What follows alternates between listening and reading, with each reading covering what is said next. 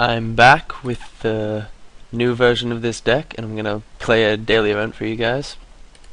I'll really quickly go over what it is now. I still have the 4 Jaces, but now the Bellarens have been moved to the sideboard just because I only ever wanted them in matchups where other people have Jace, because just normal Jace on his own isn't enough to merit putting him in. It's just that he kills other Jaces, so I want to leave him out unless I come up against other blue decks. And I also took out Nighthawks altogether, just because this deck doesn't really need that spot for a creature. It's probably like the best creature you could put in that spot, but even still, it just doesn't need to be there. It's best against the aggro decks, and even then, it's your only creature you're playing early, and so they just kill it because they're bound to have some kind of removal. So I found it just wasn't doing enough, so I took it out, which gave room for other stuff. And I was tossing around a bunch of different things to put in. I tried Ratchet Bombs and Into the Royals and more counterspells. I think 8 is plenty counterspells. Putting in more than that is definitely not necessary.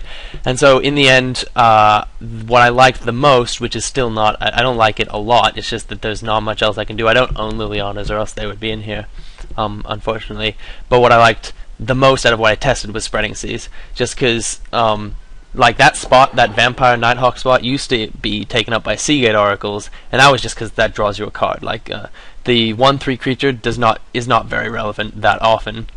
It doesn't block a lot of things in the metagame, and it definitely isn't doing damage. And so to be able to get that card, you get less card selection because you don't look at 2 cards, but you still draw a card off Spreading Seas, and it has its own uses. You also get the card a turn earlier if you're just trying to cycle it as quickly as possible. You can also play it a turn earlier and leave up Mana Leak, because turn 4 is being able to play something turn 4 and leave up Mana Leak is very different to being able to play something turn 5 and leave up Mana Leak.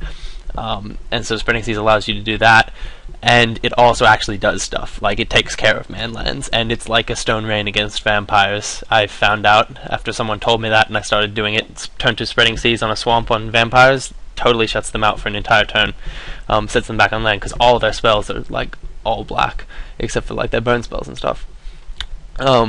So that works out really well there. It's also very good at taking out manlands and tectonic edges if they play something and tap out.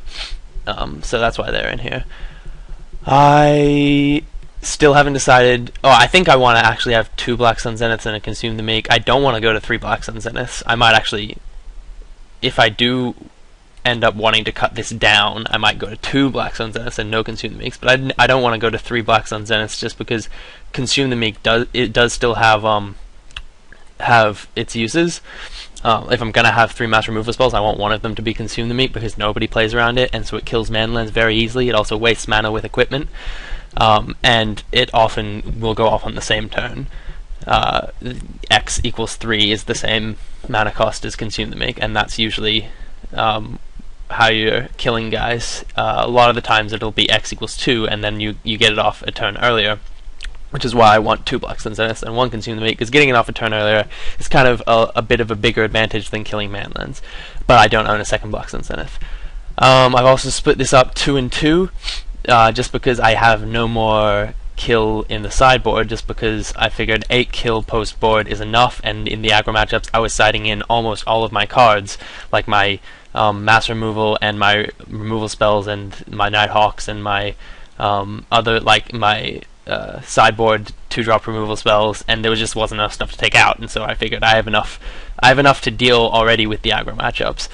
With 3 mass removal spells and 4 disfigures, I don't need another 2, and for that reason I wanted to split them up 2 and 2, because if I do come across a black deck, if I'm playing 3 Doomblades and 1 Go for the Throat, I have to take out all 3 Doomblades, and then I'm only left with 1 Go for the Throat and 4 Disfigures. And if they're playing something like Abyssal Persecutor, then I don't have a lot to do with that. On the same line, I don't want to be left with 3 Go for the Throats and have to take out a the 3 Go for the Throats against like a Precursor Golem deck, and be left with just 1 Doomblade to deal with that, because Disfigure doesn't even deal with that. So I split them up 2 and 2, and I added 1 Mana Leak and 1 Tumble Magnet. And that's it, just sort of to fill out more numbers, because I didn't want to add another card. So yeah, I'm going to start a daily as soon as it starts in 8 minutes now, and then we'll run through some games.